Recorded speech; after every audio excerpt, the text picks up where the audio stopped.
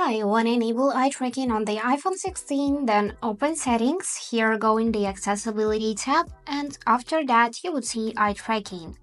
So this feature allows you to control your phone using just your eyes, and notice that your phone should be on a stable surface and about 30 centimeters away from your face. Here you can also change this moving effect. You can enable and disable the features snap to item, zoom on keyboard keys, auto hide, and dwell control. To enable eye tracking, you will need to tap on the switcher, and after that you need to follow the dot with your eyes as it moves around the screen.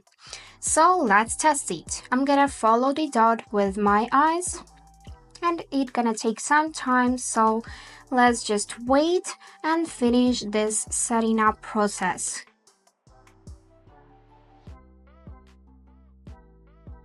And yeah, now it's enabled, and you can see that I can control my phone just with the help of my eyes. So you can see the dot right in the tab on which I am looking.